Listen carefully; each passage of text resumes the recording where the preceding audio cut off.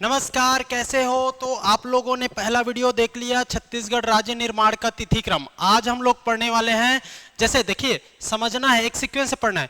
राज्य निर्माण हुआ तो राज्य का नाम कैसे पड़ा। तो आज का टॉपिक रहेगा हमारा छत्तीसगढ़ राज्य का नामकरण कैसे पड़ा, मतलब छत्तीसगढ़ का नामकरण। ओके, छत्तीसगढ़ का नामकरण, ठीक है।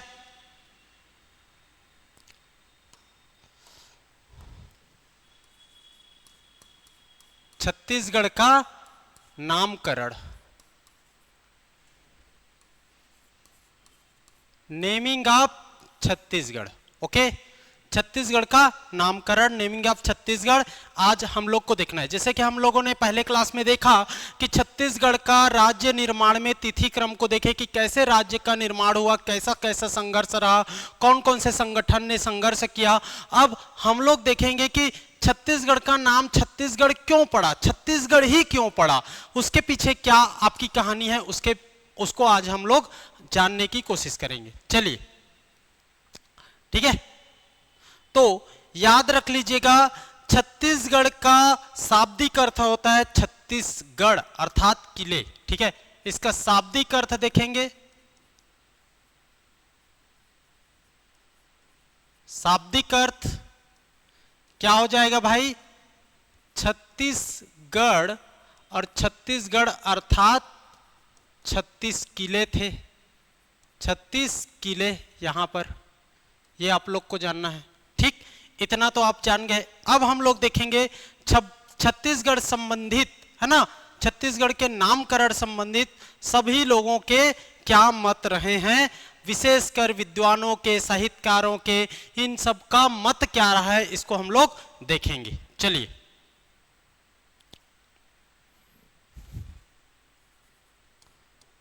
छत्तीसगढ़ के नामकरण संबंधित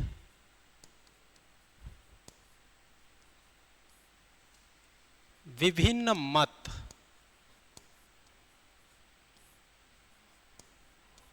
ठीक है। ओपिनियन क्या क्या रहा, किनका किनका क्या रहा, इसको हम लोग को देखना है यहां पर, ठीक।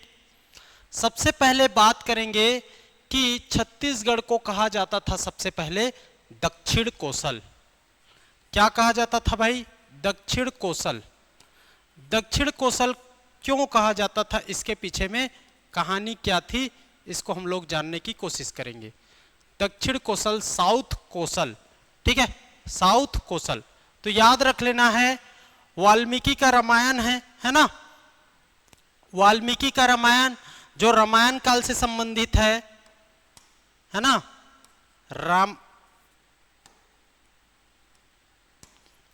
रामायण काल से संबंधित, ठीक, कहानी देखते हैं, रामायण काल से संबंधित कहानी इन रामायणा पीरियड, ठीक। रामायण काल से संबंधित कहानी देखेंगे तो इस समय आप देखोगे तो ये भारत है ना, ये भारत है, और भारत में आप देखोगे विंध्याचल पर्वत। क्या भाई, विंध्याचल पर्वत, विंध्याचल पर्वत हो गया। तो विंध्याचल पर्वत के उत्तर में सरयू नदी के तट पर आपका उत्तर कोसल दिखाई देता है, उत्तर कोसल, और विंध्याचल पर्वत के नीचे में दक्षिण कोसल आप लोग को दिखाई देगा, ठीक है। दक्षिण कोसल, विंध्याचल पर्वत के नीचे में दक्षिण कोसल। तो ये दक्षिण कोसल के राजा रहते हैं भानुमंत, भानुमंत, और उत्तर कोसल के राजा रहते हैं दशरथ, ठीक है। उत्तर कोसल के राजा दशरथ, दक्षिण कोसल के राजा भानुमंत। भानुमंत की एक पुत्री कौशल्या, कौन भाई, कौशल्या, भानुमंत की पुत्री कौशल्या। कौशल्या का विवाह होगा किसके साथ, दशरथ के साथ, और दोनों का आपका याद रख लेना बेटा कौन, राम जी, ठीक है, राम जी, दोनों का बेटा राम जी। भानुमंत की एकमात्र पुत्री, और कोई पुत्र नहीं थे, इस कारण ये दक्षिण कोसल वाला क्षेत्र भी किसको मिल गया, उत्तर कोसल के राजा दशरथ को मिल गया। और राम जी के दो पुत्र हुए, राम जी का दो पुत्र हुए, याद रख लेना, लव और कुश। जब इन दोनों भाई में ये जो दक्षिण कौशल और उत्तर कौशल का बंटवारा हुआ तो कुश को मिला आपका देखोगे लव को मिला उत्तर कौशल और कुश को मिला दक्षिण कौशल। इस कारण दक्षिण कौशल की राजधानी इस समय कुश स्थली बनी, कुश स्थली, ठीक। और उत्तर कौशल की राजधानी बनी आपका श्रावस्ती, ठीक है। ये उत्तर कौशल और ये दक्षिण कौशल, ये आप लोग को जानना है। तो इस प्रकार से ये रामायण की कहानी वाल्मीकि जी की रामायण में देखने मिलता है। और इसी में ये जो साउथ रीजन है, जो दक्षिण विंध्याचल पर्वत के दक्षिण में स्थित है, इसको दक्षिण कौशल कहा गया। और वही दक्षिण कौशल वर्तमान का छत्तीसगढ़ है। अर्थात आप कह सकते हो कि रामायण काल में छत्तीसगढ़ को क्या कहा गया, दक्षिण कौशल, ये दक्षिण कौशल के नाम से जाना जाता था। कई बार रिपीट करता हूं, उसका मतलब क्या होता है समझ रहे हो ना, कि कई बार रिपीट करने पर उस वर्ड को आपके माइंड में वो बैठ जाता है, याद होता है। इसी कारण किसी वर्ड को मैं कई बार बोलता हूं, ठीक है। उसका रीजन ये है कि वो जो वर्ड है या आपका जो शब्द है वो आपके माइंड में पूरी तरीके से बैठ जाए, ठीक है। आप लोगों ने पहले वीडियो को जैसा प्यार दिया है उससे ज़्यादा प्यार देना है इस वीडियो को, तब जाकर के ये सीरीज जो छत्तीसगढ़ की सीरीज है ना, वो कंप्लीट रूप से यूट्यूब में आपका पूरा हो पाएगा। बात समझ आ रही है, ठीक है। तो आप लोग को, सब लोगों को कमेंट करके बताना है कि कैसा लग रहा है ये वीडियो, कैसा लग रहा है, आप लोग को काम के लायक है कि नहीं, और प्रॉपर नोट्स बनाना है। जैसे कि ये जैसे मैं बताया टॉपिक रहेगा छत्तीसगढ़ का नामकरण, छत्तीसगढ़ का शाब्दिक अर्थ, छत्तीसगढ़ अर्थात छत्तीस किले, छत्तीसगढ़ के नामकरण संबंधित मत। पहला दक्षिण कौशल किसमें कहा गया, इसके पीछे क्या कहानी है, इसको लिख लिए, ठीक है। उसके बाद कौशल ऐसे आते जाएगा, उसको बनाना है। जैसे राज्य निर्माण की तिथि क्रम पढ़े, उसमें भी हम लोगों ने देखा कि एक एक समय में है ना 1861, 62, 1903, 1905, तो उस तरीके से उसका नोट्स बना। इसी तरीके से इसका नोट्स बनाओगे और रिवीजन भी करोगे, है ना, तब जाकर के ये कंप्लीट आपका छत्तीसगढ़ तैयार हो पाएगा। देखिए दक्षिण कौशल का और उल्लेख देखोगे तो एक राजा है, कौन, कलचुरी शासक, कौन, आपका जाजल देव प्रथम। जाजल देव प्रथम के रतनपुर शिलालेख में भी दक्षिण कौशल का उल्लेख है। तो याद रख लेना, जाजल देव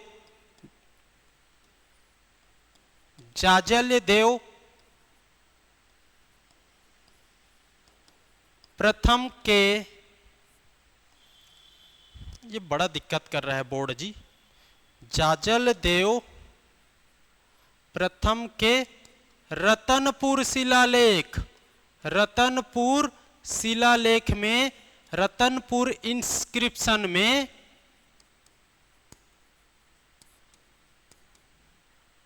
इसमें भी छत्तीसगढ़ को क्या कहा गया, दक्षिण कौशल कहा गया।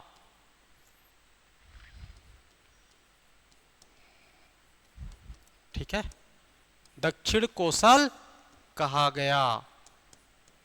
याद रहेगा कि नहीं, तो ये आप लोग को जानना है। दक्षिण कौशल का उल्लेख कहां कहां पर मिलता है, जाजल देव प्रथम जो कलचुरी शासक है, रायपुर की कलचुरी शासक है, उसके रतनपुर शिलालेख से पता चलता है, उसमें भी इसका उल्लेख है दक्षिण कौशल के रूप में। और रामायण काल में जो वाल्मीकि रचित रामायण है उसमें दक्षिण कौशल छत्तीसगढ़ को कहा गया है। कहानी कैसा है इसको मैंने बता दिया, ठीक है। अब हम लोग देखेंगे कि इसके बाद क्या नाम पड़ा। इसको देखिए, एक साथ आप लिखोगे ऐसा, देख लीजिए, ठीक है, ये आप लोग को याद रखना है। इसके बाद हम लोग को जानना है क्या भाई, तो याद रख लेना, कौशल। कौशल किसने कहा और क्यों कहा, कौशल किसने कहा और क्यों कहा, तो याद रख लेना है चंद्रगुप्त द्वितीय, विक्रमादित्य बोलते हैं इसको, चंद्रगुप्त, गुप्त शासक, ठीक, चंद्रगुप्त द्वितीय विक्रमादित्य, मैं सीधा विक्रमादित्य लिख रहा हूं, लिख देता हूं चंद्रगुप्त द्वितीय, फिर आप लोग काहे कंफ्यूज हो गए जी, ठीक है। चंद्रगुप्त द्वितीय, जिसको क्या बोलते हैं, विक्रमादित्य। अब विक्रमादित्य के शासन में 9 आपके रत्न थे और उन्हीं 9 रत्नों में से एक थे कालिदास, याद रहेगा, इनके दरबारी कवि हैं। चंद्रगुप्त द्वितीय विक्रमादित्य के दरबारी कवि कर रहे हैं कालिदास, और कालिदास जी की रचना है रघुवंशम, ठीक है, रघुवंशम। और रघुवंशम में अपनी रचना में इन्होंने छत्तीसगढ़ का उल्लेख किया है, किस रूप में, तो याद रख लेना, कौशल के रूप में, कौशल के रूप में, याद रहेगा, कौशल के रूप में उल्लेख किया, ठीक है। इस रघुवंश में 2 क्षेत्र बताए गए, एक उत्तर कौशल, उत्तर कौशल, और दक्षिण ना करके उसको केवल कौशल कहा गया। ये कौशल क्षेत्र सीजी वाला इलाका था, और ये उत्तर कौशल वाला क्षेत्र देखोगे तो ये अवध वाला इलाका था। अवध इलाका को उत्तर कौशल कहा गया रघुवंशम की कृति में, और ये जो छत्तीसगढ़ वाला क्षेत्र है इसको कौशल कहा गया इस कालिदास ने रघुवंशम की कृति में, अपनी रचना में। ये आप लोग को याद रखना है, पहला चीज। दूसरा चीज याद रख लेना है समुद्रगुप्त को। समुद्रगुप्त की प्रयाग प्रशस्ति है, और प्रयाग प्रशस्ति किसने लिखी है, हरिसेन। तो ये आप लोग को जानना है, समुद्रगुप्त है ना, समुद्रगुप्त की प्रशस्ति कौन सी है, प्रयाग प्रशस्ति।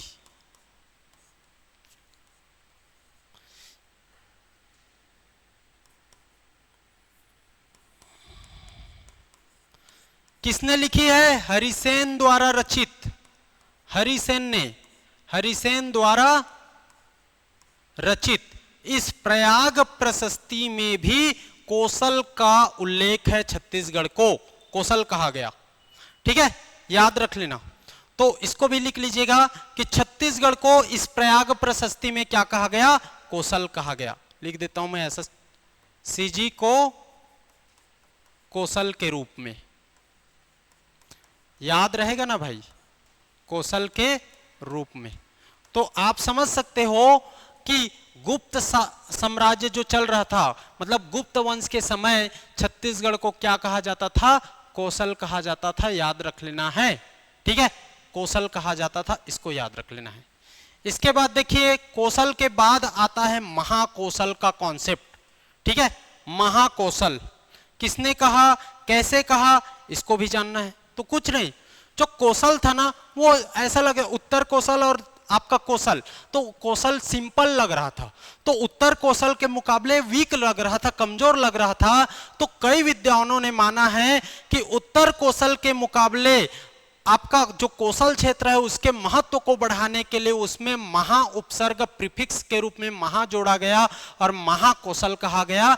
इसका उल्लेख कनिंघम के जो रिपोर्ट है उसमें पता चलता है। तो अगला हो जाएगा महाकौशल।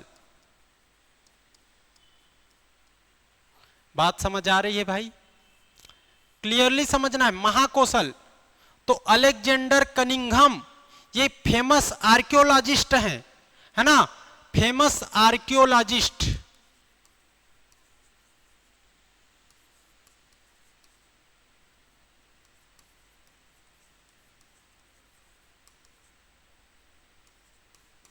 ठीक है, पुरातत्ववेत्ता कौन, अलेक्जेंडर कनिंघम।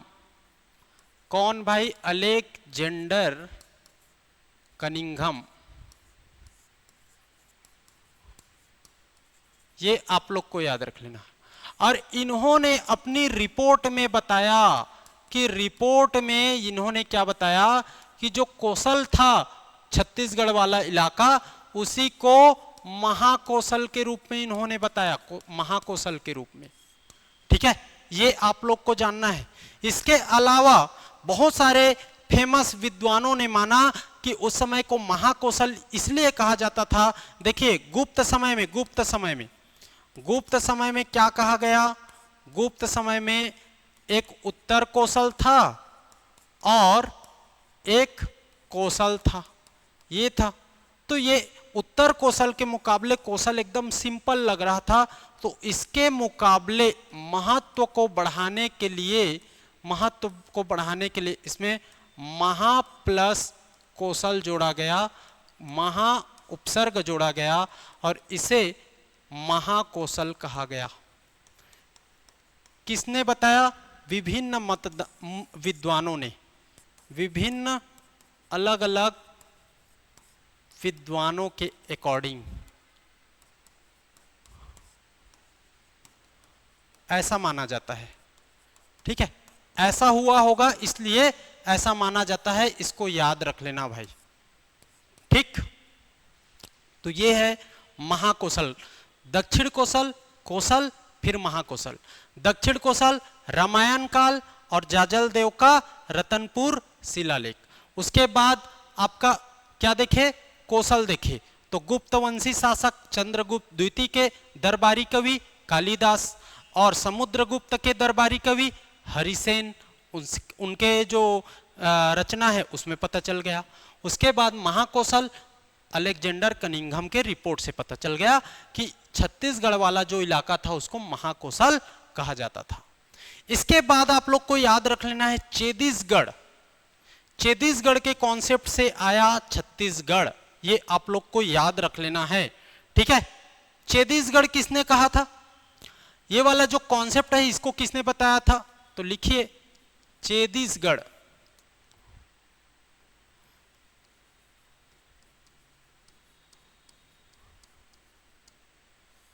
ओके, चेदिसगढ़ वाला कॉन्सेप्ट बताया था राय बहादुर,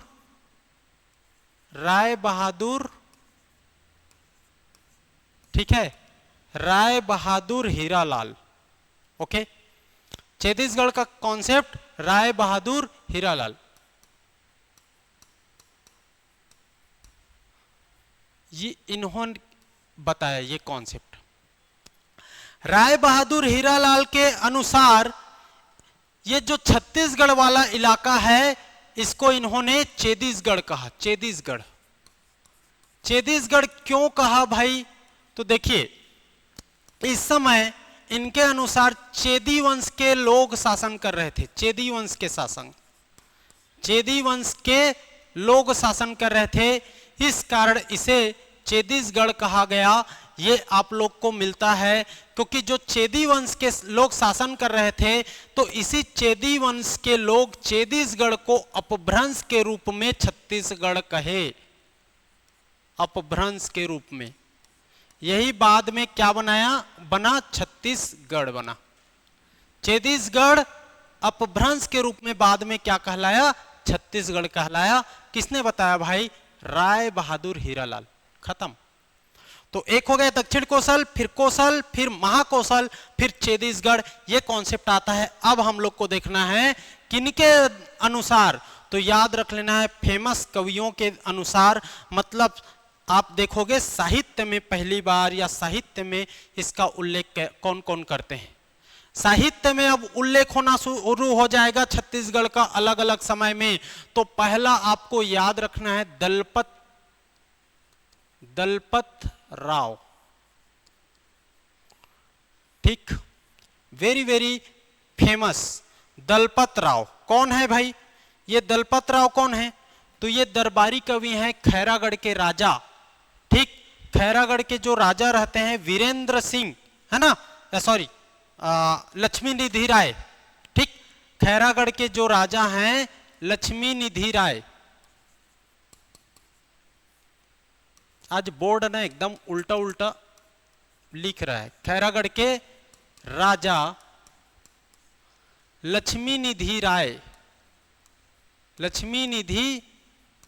राय, इनके दरबारी कवि होते हैं, दरबारी कवि। ठीक है, दरबारी कवि होते हैं कौन भाई?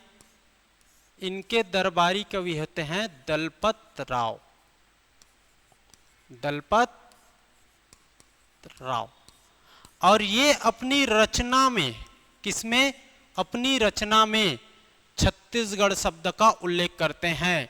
ठीक है, छत्तीसगढ़ शब्द का उल्लेख करते हैं, इसको याद रख लेना है, दलपत या दलपत राव। ठीक है, दलराम राव भी लिखा रहता है कई जगह, तो इसको भी याद रख लेना है।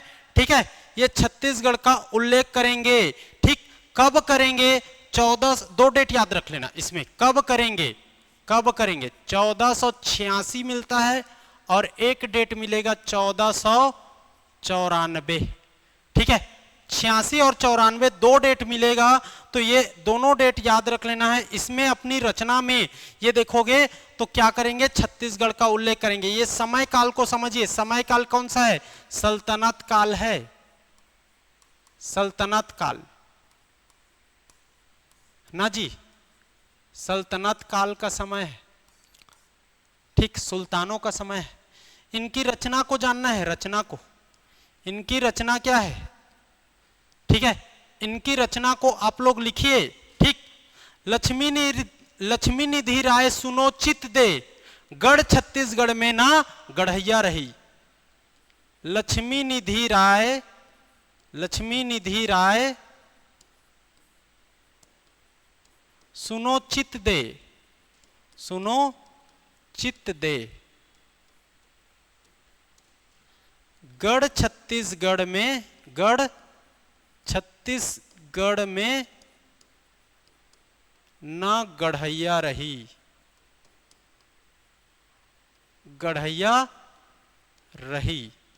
ठीक है, यहां पर देखिए छत्तीसगढ़ का उल्लेख, सुनो सुनो लक्ष्मी निधि राय सुनो चित दे, गढ़ छत्तीसगढ़ में ना गढ़ैया रही, मर्दूनी रही नहीं मर्दन के, फिर हिम्मत से लड़ैया रही। पूरा लिखोगे तो लिख देता हूं, मर्दूनी, मर्दूनी रही नहीं मर्दन के,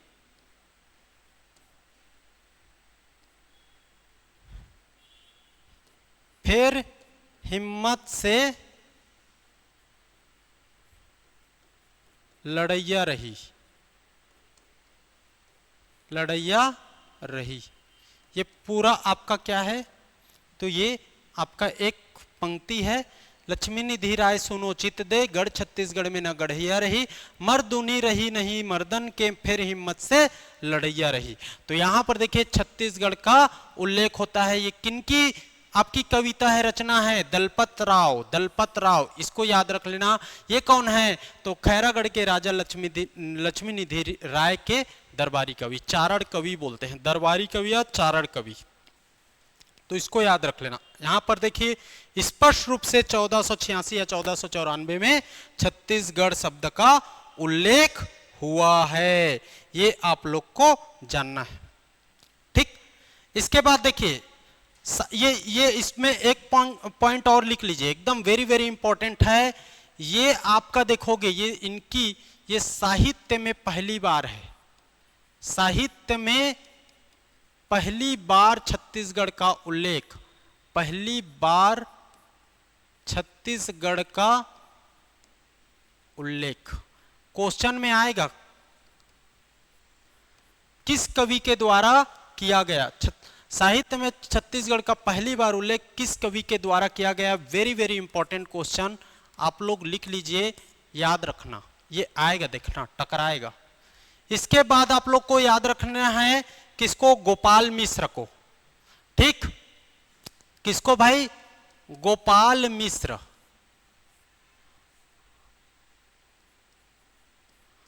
गोपाल मिश्र, अब ये कौन है, तो ये आपके कलचुरी शासक, याद रख लेना, रायपुर के कलचुरी शासक राज सिंह के दरबार में ये दरबारी कवि थे।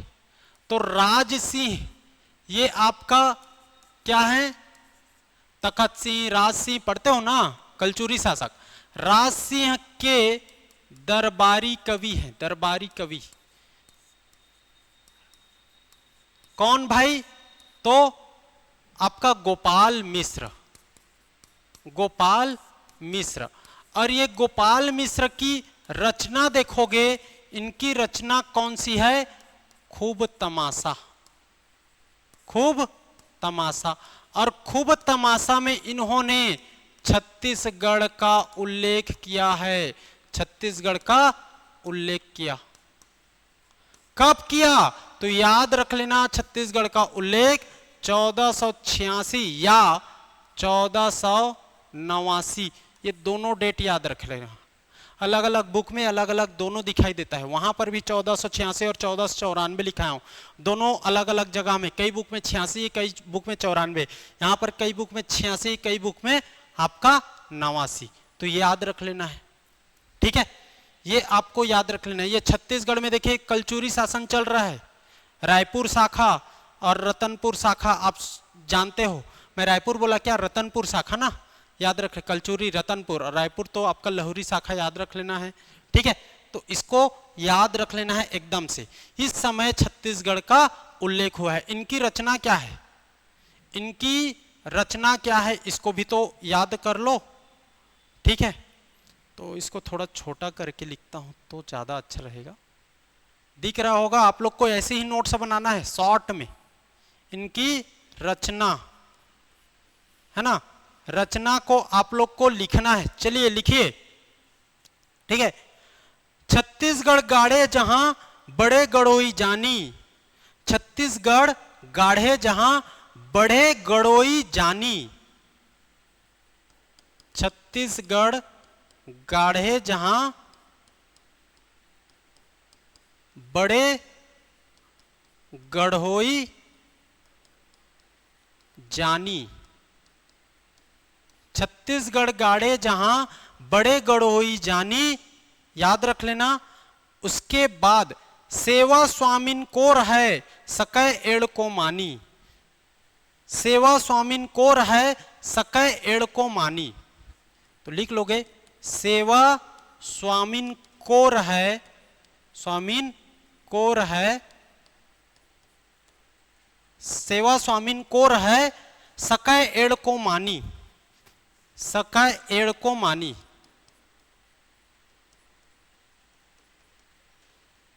देखिए ये रचना मेरे को याद नहीं रहता, इसको भी मैं भी लिख के आया हूं। मैं याद नहीं कर पाता हूं, इसको कैसे भूल जाता हूं। बाकी सब मेरे को याद है, ये ना रचना याद नहीं हो पाती, पता नहीं कैसे। तो अब मेरी भी थोड़ी कमी होगी। तो यहाँ पर छत्तीसगढ़ शब्द का उल्लेख हुआ है, उसमें भी जो रचना है उसको भी मैं यहाँ पर लिख के आया हूँ ताकि वहाँ मैं लिखा पाऊँ, क्योंकि मेरे को रचना याद नहीं रहती, ठीक है। ये मेरी कमी है। बाकी ये सब याद करने बोलोगे तो याद हो जाएगा। हाँ, इतना याद था कि राज सिंह के दरबारी कवि हैं गोपाल मिश्र खूब तमाशा में, और खूब तमाशा में इन्होंने इस पंक्ति में छत्तीसगढ़ का उल्लेख किया है। लेकिन ये पंक्ति मेरे को पूरा पूरा याद नहीं था, ठीक है। लेकिन मैं आप लोग के लिए लिख कर आया हूं ताकि आप लोग को नोट्स में ये कंप्लीट जाए और आप लोग याद कर पाओ, ओके। तो यहां पर देखिए छत्तीसगढ़ का उल्लेख मिल जाता है गोपाल मिश्र की रचना खूब तमाशा में। ये आप लोग को जानना है, ठीक है, ये आप लोग को जानना। अब ये क्वेश्चन कैसे बनेगा, तो ये देखोगे साहित्यिक रूप से ये दूसरी बार यूज हुआ, लेकिन राजनीतिक दृष्टि से प्रथम बार यूज हुआ है।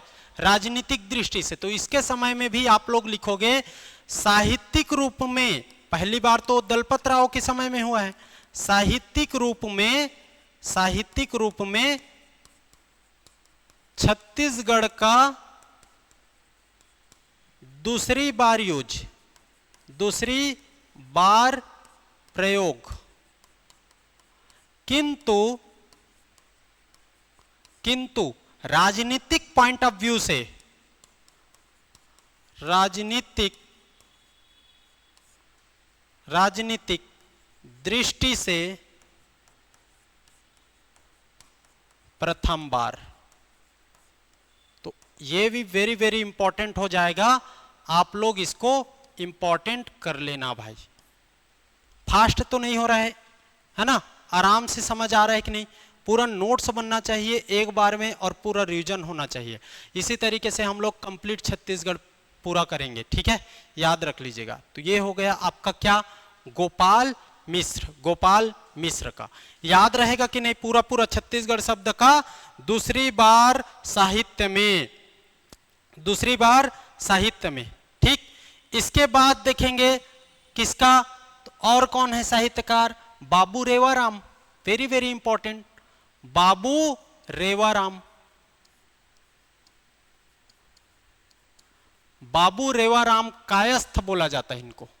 ये 1896 के समय का है, याद रख लेना। इनकी रचना भाई, इनकी रचना तो आप लोग जानते हो, इनकी रचना क्या है, विक्रम विलास। इनकी रचना विक्रम विलास में इन्होंने छत्तीसगढ़ शब्द का उल्लेख किया। विक्रम विलास कब भाई, याद रख लेना, 1896 में, 1896 में, ये आप लोग को याद रख लेना। अब विक्रम विलास इनकी जो रचना है, इसकी जो आपकी पंक्ति है, ठीक है, इसकी जो पंक्ति है उसमें छत्तीसगढ़ शब्द का उल्लेख हुआ है, इसको आप लोग लिख लीजिए। ठीक है, ठीक, इनकी रचना क्या है, तिनमे दक्षिण कौशल देशा।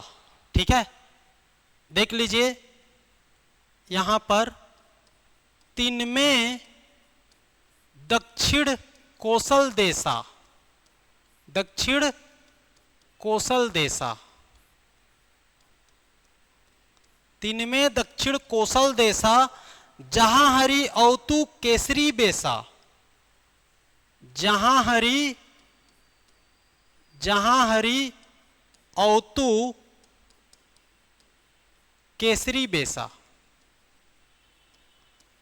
केसरी बेसा। तो किस रूप में इन्होंने छत्तीसगढ़ शब्द को, छत्तीसगढ़ को कहा है, उसको जानना है। तासु मध्य छत्तीसगढ़ पावन, तासु मध्य छत्तीसगढ़ पावन, छत्तीसगढ़ पावन। देखिए यहां पर छत्तीसगढ़ शब्द का उल्लेख हुआ। तासु मध्य छत्तीसगढ़ पावन, पुण्य भूमि सुर मुनिमन भावन, पुण्य भूमि सुर मुनिमन भावन, पुण्य भूमि सुर मुनिमन भावन, मुनि लोग को भाता है, मुनिमन भावन, ये इनकी पंक्ति है। और इस पंक्ति में देखोगे तो याद रख लेना क्या भाई, तो यहां पर छत्तीसगढ़ शब्द का उल्लेख हुआ है, याद रख लेना है। तो ये किसकी रचना है भाई, तो बाबू रेवाराम की रचना, विक्रम विलास में यहां पर छत्तीसगढ़ शब्द का उल्लेख हुआ है। क्वेश्चन में आया था, अभी सीजीपीएससी मेंस के एग्जाम में पूरे नामकरण को पूछा गया था, याद रख लेना। ठीक है, तो आप इसको पूरा याद करोगे। ठीक, ये आप लोग को जानना है।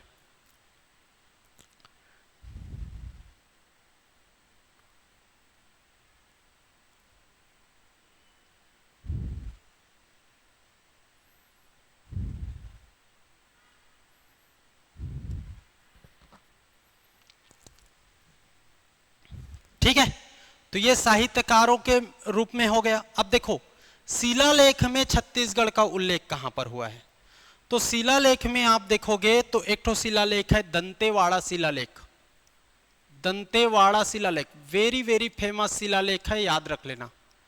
दंतेवाड़ा शिलालेख, इंस्क्रिप्शन बोलते हैं शिलालेख को, इंस्क्रिप्शन, अभिलेख को रिकॉर्ड, है ना, ताम्रपत्र को कॉपर प्लेट, इस तरीके से, तो याद रख लेना है।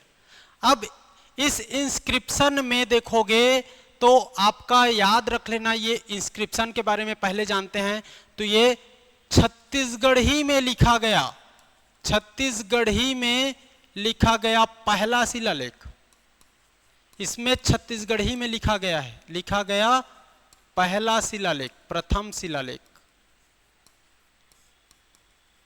इंस्क्रिप्शन। ओके, ये आप लोग को जानना है। अब इस शिलालेख में क्या लिखा गया, कैसे लिखा गया, इसको खोजने वाले बताएं तो उस समय के बहुत बड़े पुरातत्ववेत्ता या खोजकर्ता देखोगे कौन है, रमेंद्रनाथ मिश्र जी। रमेंद्रनाथ मिश्र जी बोलते हैं, रमेंद्रनाथ मिश्र जी। ये बताएंगे भाई कि रमेंद्रनाथ मिश्र जी बताए कि 31 मार्च 1702 में इस शिलालेख की रचना की गई। किनके द्वारा? तो काकतीय वंश के एक राज पंडित थे मैथिली भगवान मिश्र। ठीक है, मैथिली पंडित भगवान मिश्र, ठीक, राजगुरु या राज पंडित कहा जाए। ये काकतीय वंश के कब? 31 मार्च 1702। और 1702 देखोगे तो काकतीय डायनेस्टी स्टार्ट हो गया था। काकतीय डायनेस्टी के, काकतीय वंश के, याद रख लेना, काकतीय वंश के, ये क्या हो रहा है भाई बोर्ड यार, एकदम दिक्कत कर रहा है। काकतीय वंश में एक राजगुरु थे। कौन? राजगुरु, याद रख लेना। कौन? मैथिली पंडित भगवान मिश्र। मैथिली पंडित भगवान मिश्र, और इन्हीं के द्वारा इस शिलालेख की रचना की गई। याद रख लेना, इस शिलालेख को बनाया गया, लिखा गया, और इसमें छत्तीसगढ़ ही में लिखा गया है। प्रथम शिलालेख है और इसमें छत्तीसगढ़ का उल्लेख है। छत्तीसगढ़ का उल्लेख। बात क्लियर हो रहा है कि नहीं? एकदम से। छत्तीसगढ़ का उल्लेख कहां पर मिलेगा? तो दंतेवाड़ा अभिलेख में। और दंतेवाड़ा अभिलेख रमेंद्रनाथ मिश्र ने खोजा और बताया कि 31 मार्च में 1702 में काकतीय डायनेस्टी के राजगुरु मैथिली पंडित भगवान ने इसकी रचना करी, जिसमें छत्तीसगढ़ का उल्लेख है। और ये जो लिखा गया है वो छत्तीसगढ़ी भाषा में लिखा गया है। तो छत्तीसगढ़ी भाषा में लिखा गया प्रथम शिलालेख इंस्क्रिप्शन, ये आपको याद रख लेना है, दंतेवाड़ा का। याद रहेगा भाई? देखिए एकदम याद रखना है ना, ये आप लोग को जानना है। इसके बाद क्या आएगा? देखिए क्या क्या देख लिए हम लोग। आपका दक्षिण कोसल, रामायण काल। उसके बाद कोसल तो गुप्त वंश बोल सकते हो, कालिदास ने बताया, और आपके किसने? हरिसेन ने बताया। उसके बाद महाकोसल, महाकोसल कनिंघम याद रख सकते हो। उसके बाद हम लोग देखे चेदिसगढ़, चेदिसगढ़ वाला किसने भाई? तो राय बहादुर। आप लोग बताइए राय बहादुर कौन? बताइए। राय बहादुर हीरालाल। तो ये आप लोग जान गए। इसके बाद आप देखोगे तो साहित्य में, साहित्य में दलपत राव 1486-1494 याद रख लेना है। उसके बाद गोपाल मिश्र 1486-89 याद रख लेना है। ठीक है। उसके बाद आप देखोगे गोपाल मिश्र के बाद बाबू रेवाराम। ठीक है, बाबू रेवाराम कायस्थ बोलते हैं, बाबू रेवाराम कायस्थ। इनकी विक्रम विलास रचना है और विक्रम विलास में इन्होंने बताया। ठीक है। उसके बाद दंतेवाड़ा शिलालेख देख लिए 1702। मेरे कान में कुछ प्रॉब्लम है जी, एक कान में कम सुनाई दे रहा है, एक में ज्यादा। ठीक है, पता नहीं ऐसे पानी वानी भर गया होगा। तो ये आप लोग को याद रख लेना है। अब अगला देखेंगे वेंगलर। वेंगलर के अकॉर्डिंग इन्होंने क्या कहा? ये वेंगलर कौन है, ये इन्होंने क्या कहा, इसको जानना है। वेंगलर ने क्या कहा? वेंगलर तो एक पुरातत्ववेत्ता के बारे में बात किया मैंने, अलेक्जेंडर कनिंघम, उन्हीं का सहयोगी था। याद रख लेना, डायरेक्टली लिख देता हूं, कनिंघम का सहयोगी रहा है, कनिंघम का सहयोगी। ये कनिंघम का सहयोगी था और इन्होंने कहा कि जरासंघ, ठीक है, जरासंघ एक शासक था और जरासंघ के शासन काल में बहुत क्रूरता के साथ लोगों के साथ पेश किया गया और उसके समय में बहुत ज्यादा अत्याचार हुए और इसी अत्याचार से प्रभावित होकर 36 चर्मकारों की परिवार जो है जो उत्तर क्षेत्र से विंध्याचल पर्वत को पार करते हुए दक्षिण कोसल मतलब आज के जो वर्तमान का हमारा छत्तीसगढ़ है उस क्षेत्र में ये आकर बस गए। ये यहाँ पर से जरासंघ के शासन काल में जो अत्याचार होता था उससे प्रभावित होकर ये 36 परिवार, चर्मकार मतलब चमारों की परिवार यहाँ पर देखोगे तो विंध्याचल के नीचे में दक्षिण कोसल के क्षेत्र में आकर बस गए, दक्षिण कोसल क्षेत्र में आकर बसे। ओके, आकर बसे। और इसी 36 परिवार को, 36 परिवार मतलब 36 घर का निर्माण हुआ, और यही 36 घर बाद में क्या कहलाया? छत्तीसगढ़ कहलाया।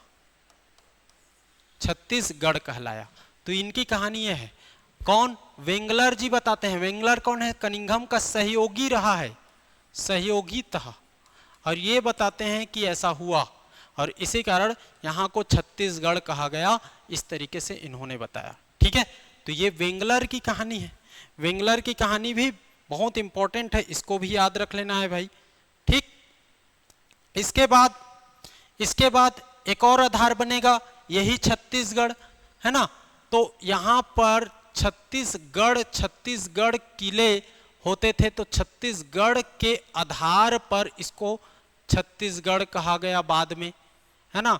देखिए, तो इस समय देखोगे कलचुरी शासन था छत्तीसगढ़ में। कलचुरी शासन के समय देखोगे तो अपना जो छत्तीसगढ़ है, ठीक है, छत्तीसगढ़ जो है ऐसा, ये छत्तीसगढ़ के यहाँ पर आप देख पाते हो क्या भाई?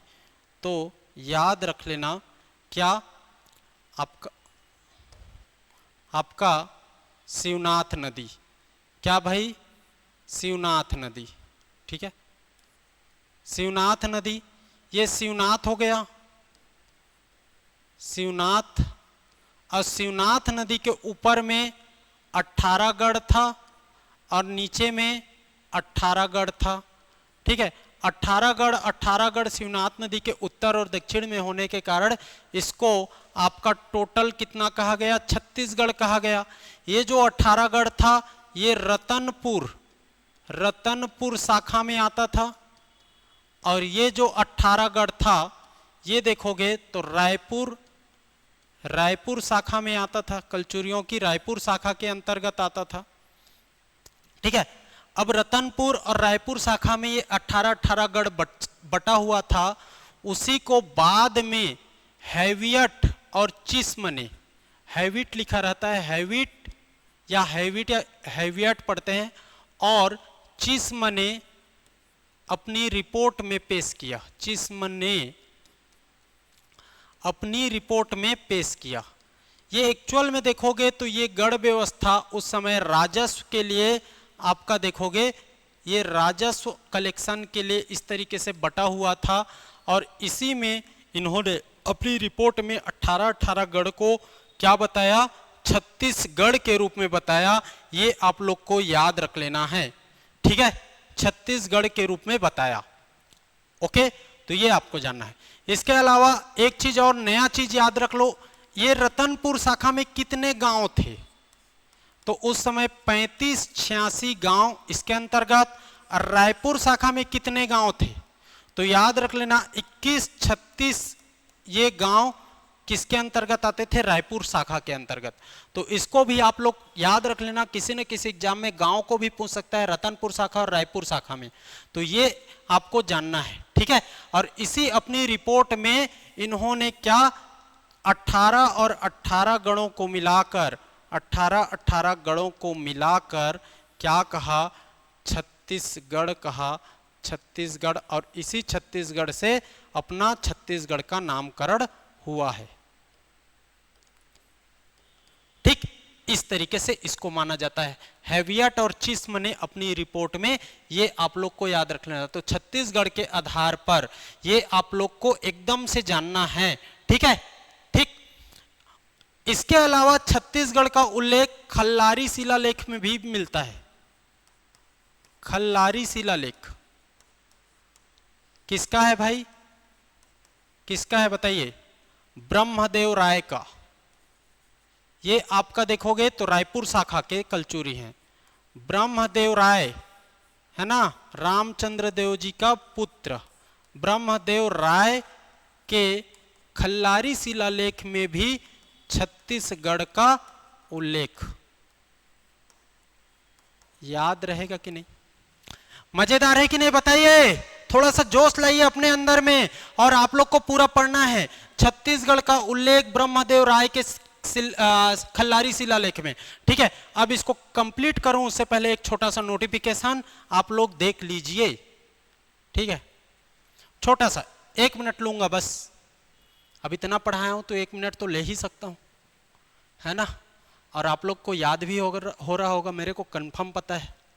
ठीक, तो अपने यहाँ सीजीपीएससी प्रीलिम्स का बैच स्टार्ट हो रहा है भाई, देख लीजिए। सीजीपीएससी प्रीलिम्स का बैच स्टार्ट हो रहा है। ठीक, 13 जुलाई मतलब कल से स्टार्ट हो चुका है। 50% ऑफ है। ऑनलाइन फीस है 5000, ऑफलाइन फीस है 10,000। ये नंबर दिया गया है, नंबर पर कॉल कर लेना। ऑफलाइन है डीडीयू नगर गोल चौक रायपुर, याद रख लेना। ये हो गया। इसके अलावा यहाँ पर देखिए CGPSC long term test series शुरू हो गया है, 50% ऑफ है। ऑफलाइन है 799, ऑनलाइन है 299। 30 टेस्ट होगा। फर्स्ट फेज में 3 फेज में होगा। फर्स्ट फेज में 15, सेकेंड फेज में 10 और थर्ड फेज में 5 टेस्ट होगा।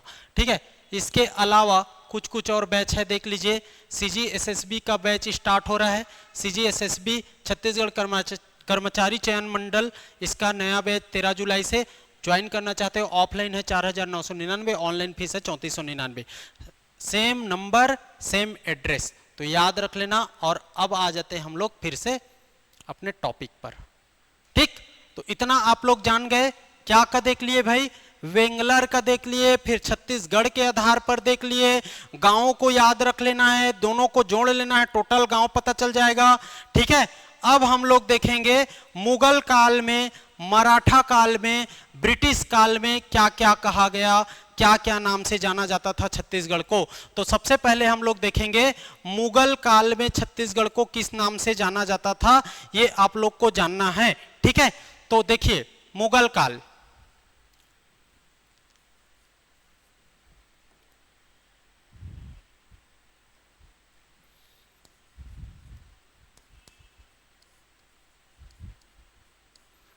मुगल काल में आपका एक अकबर जी का, अकबर से संबंधित एक मिलता है आईने अकबरी। आईने अकबरी, आईने अकबरी, ये किसने लिखा भाई, अबुल फजल ने लिखा है, अबुल फजल ने। और इसी आईने अकबरी में क्या मिलता है, छत्तीसगढ़ का उल्लेख मिलता है। और छत्तीसगढ़ को क्या कहा जाता है, याद रख लेना, छत्तीसगढ़ को कहा जाता है इस समय रतनपुर। तो मुगल काल में किस नाम से जाना जाता है, छत्तीसगढ़ को रतनपुर के नाम से जाना जाता है। किसमें बताया गया, आईने अकबरी में। अबुल फजल की कृति है आईने अकबरी, याद रख लेना है, मुगल काल से संबंधित। ठीक है, क्या कहा छत्तीसगढ़ को, रतनपुर। छत्तीसगढ़ को रतनपुर कहा, याद रख लेना है। ठीक है, ओके। उसके बाद, इसके बाद देखेंगे तो मराठा काल, मराठा पीरियड। मराठा काल में, तो मराठा काल में याद रख लेना, मराठा काल में 1707 में, कब भाई, 1707 में एक सनद लिखा जाता है। सनद किसको बोलते हैं, मतलब किसी को लिख कर प्रमाण पत्र, डॉक्यूमेंट के रूप में लिख के देना, उसी को सनद कहा जाता है। तो मैं डॉक्यूमेंट लिख दे रहा हूं, ठीक है, उसी को सनद कहा जाता है। 1707 में सनद लिखकर दिया जाता है, किनके द्वारा, मराठों के द्वारा। और उसी सनद में देखोगे तो याद रख लेना, प्रथम बार छत्तीसगढ़ का उल्लेख हुआ है। इसी में प्रथम बार छत्तीसगढ़ का उल्लेख हुआ है। प्रथम बार छत्तीसगढ़ का उल्लेख कब, मराठा के समय। मराठा के समय प्रथम बार छत्तीसगढ़ का उल्लेख 1707 में उनके द्वारा एक सनद लिख कर दिया गया था, उसी में आपका छत्तीसगढ़ का उल्लेख देखने मिलता है, याद रख लेना है। इसके अलावा काशीनाथ गुप्ते, ठीक है, काशीनाथ गुप्ते उस समय के आपके एक कवि के रूप में थे, दरबारी कवि के रूप में थे। तो उनकी एक रचना है, उसमें भी आपका छत्तीसगढ़ का उल्लेख देखने मिलता है, याद रख लेना। इनकी रचना को तो मैं देख के बता पाऊंगा, बाकी अभी काशीनाथ गुप्ते को लिखिए, काशीनाथ गुप्त गुप्ते की रचना, काशीनाथ गुप्ते की रचना, काशीनाथ गुप्ते की रचना आप लोग लिखिए, क्या होगा? नागपुर कर भोंसले आची बखर, ठीक है, नागपुर कर भोंसले आची बकर, नागपुर कर भोंसले आची बखर। ये इनकी कृति है, इनकी आपका बुक है जो भी, इसमें छत्तीसगढ़ का उल्लेख हुआ है, ये भी आप लोग को याद रख लेना है भाई।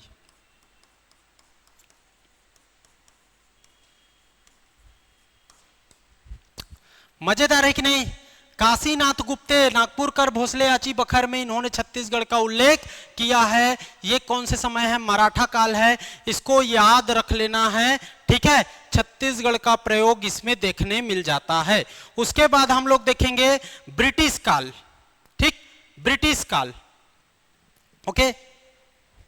इसके बाद ब्रिटिश काल कब हुआ? ब्रिटिश में, British era period, okay. British काल में देखोगे तो 1910 याद रख लेना, 1910 याद रख लेना है। 1910 में आपका ये छत्तीसगढ़ का उल्लेख देखने मिलता है, 1910, ठीक। इससे संबंधित, ब्रिटिश काल से संबंधित एक ठो घटना को याद रखो। ये घटना हुआ था 1795 में, भोपालपट्टनम विद्रोह जो हुआ था।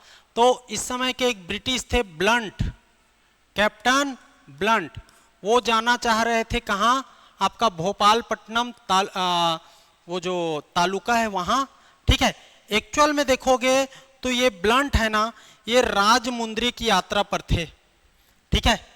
ये ब्लंट राजमुंद्री जा रहे थे, राजमुंद्री जाना चाह रहे थे। उसी समय ये जो भोपालपट्टनम के जो तालुकदार हैं उनसे भी मिलने के लिए जाना चाहते थे। उसी समय भोपालपट्टनम विद्रोह हुआ था, तो इसी ब्लंट का विद्रोह हुआ है ना, ये आप लोग को याद रख लेना है। और जब ये राजमुंद्री जा रहे थे तो इसी समय इन्होंने, ब्लंट ने छत्तीसगढ़ का उल्लेख अपने यात्रा वृतांत में किया है, अपने रिपोर्ट में किया है, ये आप लोग को याद रख लेना है। तो ये हो गया आपका ब्रिटिश काल में। ब्लंट का घटनाक्रम जान लेना। और इसमें आपका 1910 क्या है? बिलासपुर गजेटियर है, ठीक है। जो 1910 है ये बिलासपुर गजेटियर है। ये बिलासपुर गजेटियर करके एक पत्रिका था, उसका संपादन किए ए नेंसल, और उसमें भी ये छत्तीसगढ़ का उल्लेख पता चलता है। बिलासपुर गजेटियर, मजा आ रहा है कि नहीं ये बताओ भाई पढ़ के। इसका संपादन किसने किए भाई? इसका संपादन देखोगे तो ए नेल्सन लिखो सीधा, ठीक है, ए नेल्सन संपादक, ठीक। इस बिलासपुर गजेटियर में भी छत्तीसगढ़ का उल्लेख है। क्या का? छत्तीसगढ़ का उल्लेख। कब? 1910। एक घटना ये हो गया। एक घटना 1795 जिसमें ब्लंट राजमुंद्री जाना चाह रहे थे, उसी दौरान छत्तीसगढ़ का उल्लेख करते हैं, इसको भी याद रख लेना। और एक इसी समय भोपालपट्टनम विद्रोह भी हुआ था, उसमें भी आपका छत्तीसगढ़ उल्लेख का मिलता है, ठीक है। तो ये हो गया आपका क्या भाई? ये हो गया आपका ब्रिटिश काल का, ठीक। उसके बाद दो ठो और छोटा छोटा है, उसको भी हम लोग कवर करेंगे। एक तो वराह मिहिर का है और एक टालमी का है। वराह मिहिर बृहद संहिता में और टालमी अधिष्ठी करके वो भी पुकारते हैं, उसको भी देखेंगे। तो पहला देख लेते हैं हम लोग वराह मिहिर का। वराह मिहिर, ठीक है। वराह मिहिर की कृति क्या है? इनकी रचना क्या है भाई? बृहद संहिता, बृहद संहिता इनकी रचना है बृहद संहिता। और इसमें देखोगे तो 283 राज्यों का उल्लेख मिलता है, 283 283 राज्यों का उल्लेख, ठीक है। और इन 283 में आपका देखोगे तो दक्षिण कोसल या आपका मध्य क्षेत्र में भारत के मध्य क्षेत्र में आपका क्या क्या आपका गढ़ के रूप में या बड़े बड़े क्षेत्र के रूप में क्या क्या मिलता है। एक तो दक्षिण कोसल, ठीक है, दक्षिण कोसल, दूसरा चेदी, तीसरा आपका मैकल रीजन, मैकल, ठीक है। इसके अलावा आपका देखोगे दंडकारण्य। इस तरीके से बहुत सारे क्षेत्र दिखाई देते हैं, ठीक है, बहुत सारे क्षेत्र दिखाई देते हैं। इसी में आपका देखोगे तो इसी समय आपका एक आग्नेय कोण बनता है। आग्नेय कोण क्षेत्र में छत्तीसगढ़ मिलेगा। आग्नेय कोण, आग्नेय किसको बोलते हैं भाई? ये आग्नेय, ईशान, ये सब पढ़ते हो ना दिशा में, 8 दिशा, 4 तो उत्तर पूर्व पश्चिम दक्षिण, उत्तर दक्षिण पूर्व पश्चिम हो गया। ये आग्नेय इसको बोला जाता है, आग्नेय कोण। आग्नेय कोण इस दिशा को, मतलब दक्षिण पूर्व दिशा को ही बोला जाता है। और इस दक्षिण पूर्व दिशा में छत्तीसगढ़ का उल्लेख देखने मिलेगा, ठीक है, छत्तीसगढ़ का उल्लेख मिलेगा। किस समय? वराहमिहिर में बृहत संहिता में आग्नेय कोण मतलब दक्षिण पूर्व में बृहत संहिता में छत्तीसगढ़ का उल्लेख मिलता है। इसको याद रख लेना है, ठीक है। टोटल कितने? तो 283 राज्यों का उल्लेख। मध्यवर्ती क्षेत्र में दक्षिण कोसल, मैकल, आपका चेदी, इसी में पुरिका बरार, त्रिपुरी, आपका दंडकारण्य, ये सब आ जाएगा। लेकिन अपना छत्तीसगढ़ आग्नेय कोण दक्षिण पूर्व में वाला क्षेत्र को बताया गया है बृहत संहिता में, इसको याद रख लेना। अब लास्ट में हम लोग देखेंगे क्या भाई? लास्ट में अधिष्ठी वाला कॉन्सेप्ट, अधिष्ठान पर्वत वाला कॉन्सेप्ट, जिसको किसने बताया? टालमी ने बताया। तो अकॉर्डिंग टू टालमी, टालमी के अनुसार, टालमी के अनुसार, अकॉर्डिंग टू टालमी, ये आप लोग को याद रख लेना। बोला जाता है कि जो वर्तमान का छत्तीसगढ़ है उस क्षेत्र में अधिष्ठान पर्वत था। क्या भाई? अधिष्ठान पर्वत। और ये अधिष्ठान पर्वत होने के कारण इस क्षेत्र को क्या कहा गया? अधिष्ठी कहा गया। क्या? अधिष्ठी कहा गया। अधिष्ठी कहा गया छत्तीसगढ़ वाला क्षेत्र को। छत्तीसगढ़ का क्षेत्र क्या कहलाया? अधिष्ठी कहलाया। लेकिन इसका प्रमाण ज्यादा मिलता नहीं है। बहुत सारे अभिलेखों में, पुरातत्व में या शिलालेख, आपके कॉपर प्लेट, ये सब में इसका उल्लेख ज्यादा मिलता नहीं है, विद्वानों का मत ज्यादा नहीं मिलता है। इस कारण इसको पूर्ण रूप से प्रामाणिक नहीं माना गया। ये भी आप लोग को याद रख लेना। प्रामाणिक नहीं, पूर्ण रूप से पूर्ण प्रामाणिक नहीं माना गया, क्योंकि इसके बारे में, क्योंकि इसके तथ्य पर्याप्त नहीं है। इस कारण इसको अधिष्ठी आपका कहा गया था, टालमी के अनुसार ऐसा माना जाता है, लेकिन पूर्ण रूप से इसको प्रामाणिक नहीं माना गया, इसको ज्यादा विश्वास नहीं किया गया। ये भी आप लोग को जानना है। किसी अभिलेख में उल्लेख नहीं, इसलिए इसको सर्वमान्य नहीं कहा गया। तो ये आपका क्या हो गया? छत्तीसगढ़ का नामकरण। तो कौन कौन से समय में छत्तीसगढ़ को किस किस नाम से किसने क्या कहा है, ये सबको हम लोग को एक बार क्विक रिवीजन करना है, ताकि हमारा पूरा क्लियर कॉन्सेप्ट हो जाए।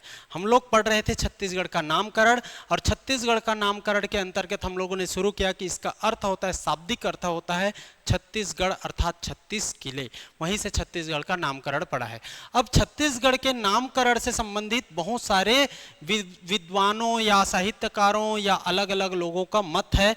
उन विभिन्न मत के बारे में हम लोग जानेंगे। सबसे पहले देखेंगे कि दक्षिण कोसल कैसे आया, दक्षिण कोसल कैसे कहा गया छत्तीसगढ़ को, तो ये रामायण काल में उल्लेखित है। और रामायण काल में छत्तीसगढ़ को दक्षिण कोसल कहा गया है, वाल्मीकि कृत रामायण में। ये आप लोग को जानना है, ये कहानी मैंने बता दिया।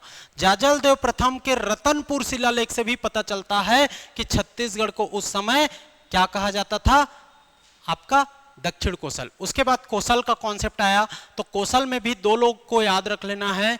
चंद्रगुप्त द्वितीय विक्रमादित्य के दरबारी कवि बने कौन, कालिदास, और इनकी रचना थी रघुवंशम। और रघुवंशम में उत्तर कोसल अवध क्षेत्र को कहा जाता था और कोसल छत्तीसगढ़ क्षेत्र को कहा जाता था।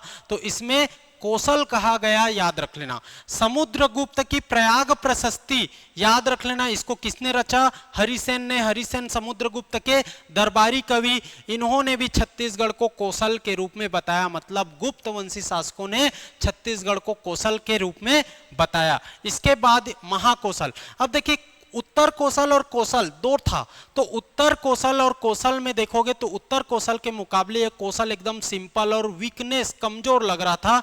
इस कारण इसको इसकी आपकी महत्ता बढ़ाने के लिए महा उपसर्ग जोड़ा गया और इसको महाकोसल, मतलब उत्तर कोसल के मुकाबले ज्यादा शक्तिशाली बताने के लिए महाकोसल जोड़ा गया, ऐसा बहुत सारे विद्वानों का माना जाता है। और अलेक्जेंडर कनिंघम ने अपने रिपोर्ट में इस महाकोसल का उल्लेख किया। छत्तीसगढ़ तो राय बहादुर हीरालाल, याद रख लेना, हीरालाल हीरा छत्तीसगढ़। तो इन्होंने बोला कि इस समय छेदी वंश का शासन था और छेदी वंश के शासन के कारण इसको छत्तीसगढ़ कहा जाता था। और छत्तीसगढ़ का ही अपभ्रंश रूप छत्तीसगढ़ कहलाया, इसको भी आप लोग को जानना है। इसके बाद देखिए दलपत राव, अब साहित्यकारों ने क्या क्या बोला, तो दलपत राव खैरागढ़ के राजा लक्ष्मी निधि राय के दरबारी कवि थे। उन्होंने अपनी रचना लक्ष्मी निधि राय सुनो चित दे, गढ़ छत्तीसगढ़ में ना गढ़ैया रही, मर्दूनी रही नहीं मर्दन के, फिर हिम्मत से लड़ैया रही। इस रचना में देखोगे तो छत्तीसगढ़ शब्द का उल्लेख किया है। इस रचना में आप लोग देख रहे हो तो छत्तीसगढ़ का उल्लेख स्पष्ट नजर आ रहा है। ये कब, तो 1486 से 1494 सल्तनत काल का समय है, याद रख लेना। इसी को कहा जाता है साहित्य में पहली बार छत्तीसगढ़ का उल्लेख, इंपॉर्टेंट है, याद रख लेना, ठीक है। इसके बाद देखोगे तो गोपाल मिश्र, याद रख लेना, राजसिंह के दरबारी कवि हैं, कलचुरी शासक ना, याद रख लेना। गोपाल मिश्र, इनकी रचना है खूब तमाशा, और खूब तमाशा में इन्होंने छत्तीसगढ़ का उल्लेख किया। कब, 1486 से 1489, याद रख लेना। 86 या 89 या रहेगा ना, या तो 1486 रहेगा 1489 रहेगा। इनकी रचना देखोगे, छत्तीसगढ़ गाढ़े जहां बढ़े गढ़ोई जानी, सेवा स्वामीन का को रहे सके एड़ को मानी, ये इनकी रचना है। इसमें छत्तीसगढ़ का स्पष्ट उल्लेख देखने मिलता है। और ये साहित्यिक रूप से देखा जाए तो दूसरी बार छत्तीसगढ़ का उल्लेख, लेकिन राजनीतिक रूप से प्रथम बार छत्तीसगढ़ का उल्लेख यहां पर दिखाई देता है। उसके बाद बाबू रेवाराम, याद रख लेना, इनकी रचना विक्रम विलास 1896। तिनमें दक्षिण कौशल देसा, जहां हरि औतु केसरी बेसा, तासु मध्य छत्तीसगढ़ पावन, पुण्य भूमि सुर मुनि मन भावन, इसमें छत्तीसगढ़ का उल्लेख। दंतेवाड़ा शिलालेख, याद रख लेना है, छत्तीसगढ़ी भाषा में लिखा गया प्रथम शिलालेख है। इसमें रमेंद्रनाथ मिश्र जी, जो पुरातत्ववेत्ता है, बहुत सारी चीजों का खोज यहाँ पर इनका नाम मिलता है। इन्होंने बताया कि 31 मार्च 1702 को काकतीय वंश के जो राजगुरु थे मैथिली पंडित भगवान मिश्र, उन्होंने छत्तीसगढ़ का ये रचना किया, इसकी शिलालेख का, और ये जो छत्तीसगढ़ी भाषा में, और इस छत्तीसगढ़ी भाषा में छत्तीसगढ़ का उल्लेख देखने मिलता है, ये बताया। फिर वेंगलर जी को याद रख लेना है, कनिंघम का सहयोगी था। वेंगलर कौन है, कनिंघम का सहयोगी था। उन्होंने बताया, वेंगलर ने, कि ये जरासंध के शासन काल में बहुत ज्यादा क्रूरता अत्याचार लोगों के ऊपर होता था। उसी डर से, उसी अत्याचार से 36 चर्मकारों का एक परिवार, 36 परिवार दक्षिण कोसल का क्षेत्र में आकर बस गया और 36 घर 36 परिवार मतलब 36 घर का निर्माण हुआ, उसी से छत्तीसगढ़ 36 किले छत्तीसगढ़ कहलाया, याद रख लेना। उसके बाद छत्तीसगढ़ के अनुसार कलचुरी शासन के समय में देखोगे तो हैवियट और चिस्म उन्होंने अपनी रिपोर्ट पेश किया कि शिवनाथ नदी जो था उसके उत्तर में 18 गढ़ और दक्षिण में 18 गढ़, याद रख लेना। रायपुर शाखा और रतनपुर शाखा के अंतर्गत आता था। इसमें रतनपुर शाखा में 3586 गांव थे और रायपुर शाखा में 2136 गांव थे, याद रख लेना। और इन्हीं दोनों को मिला करके क्या कहा गया, छत्तीसगढ़ का नाम पड़ा, याद रख लेना। ब्रह्मदेव राय की खल्लारी शिलालेख में भी छत्तीसगढ़ों का उल्लेख पता चलता है। उसके बाद मुगल काल, फिर मराठा काल, फिर ब्रिटिश काल। मुगल काल में देखोगे तो आईने अकबरी अबुल फजल के द्वारा रचा गया आपका रचना है आपकी, उसमें बताया गया छत्तीसगढ़ को क्या के रूप में, रतनपुर के रूप में। मराठा काल में 1707 में सनद लिख कर दिया गया, सनद मतलब कुछ डॉक्यूमेंट लिख करके देना, उसमें प्रथम बार छत्तीसगढ़ का उल्लेख मिलता है। और इसी समय काशीनाथ गुप्ते जी जिनकी रचना है नागपुर कर भोंसले आछी बखर, उसमें भी छत्तीसगढ़ का उल्लेख पता चलता है। इसके बाद ब्रिटिश काल, very very important, 1910 Bilaspur gazetteer और 1795 ब्लंट का राजमुंदरी यात्रा, दोनों में छत्तीसगढ़ का उल्लेख हुआ है। बिलासपुर गजेटियर के संपादक ए नेल्सन, याद रख लेना है। उसके बाद वराहमिहिर बृहत संहिता, उसमें 283 राज्य अलग अलग है, दक्षिण कोसल, चेदी, मैकल, दंडकारण्य, इसमें पुरिका, बरार, आपका पुरिका, त्रिपुरी, ये सब आ जाएगा। लेकिन इसी में आपका दक्षिण पूर्व क्षेत्र, ये तो मध्य क्षेत्र, दक्षिण पूर्व क्षेत्र में छत्तीसगढ़ का भी उल्लेख हुआ है, आग्नेय कोण कहा जाता है उसको, याद रखना। फिर टालमी, अंतिम है टालमी, इसने बोला कि यहाँ पर अधिष्ठान पर्वत था, इस कारण इसको अधिष्ठी कहा जाता था और यही अधिष्ठी छत्तीसगढ़ है वर्तमान का। तो पूर्ण प्रमाणिक नहीं होने पर इसका उल्लेख ज्यादा कहीं पर मिलता नहीं है, इस कारण इसको पूर्ण रूप से सत्य नहीं माना जाता, लेकिन टालमी के अनुसार अधिष्ठी, ये भी आपको याद रखना है।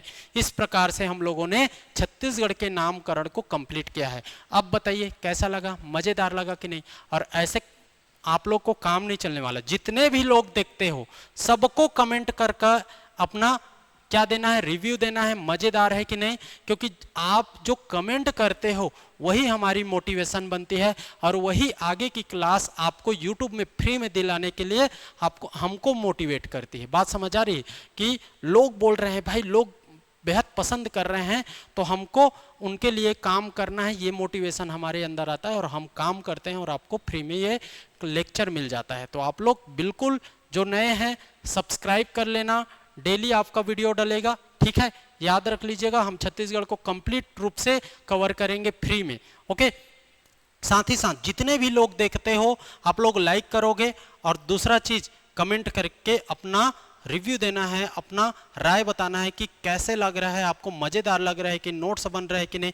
यही हमारा कम्युनिकेशन का जरिया रहेगा, क्योंकि ऑनलाइन तो क्लास हो नहीं रही है, रिकॉर्डेड वीडियो डल रही है। तो रिकॉर्डेड वीडियो में आप जो कमेंट करोगे उसको मैं पढ़ूंगा और उसके आधार पर फिर से मैं लेक्चर लाने की कोशिश करूंगा। तो आप लोग विशेष करके कमेंट करना है भाई, एकदम कमेंट करना है, वही हमारी मोटिवेशन है और उसी के थ्रू हम आगे की क्लास ला पाएंगे और कंप्लीट करेंगे छत्तीसगढ़ को। मैं पूरा ठान के बैठा हूं कि कंप्लीट छत्तीसगढ़ YouTube में दिया जाएगा आपको फ्री में, इसी तरीके से। और मज़ेदार लग रहा है कि नहीं ये भी बताइएगा, इसी तरीके से आप नोट्स भी बनाइएगा।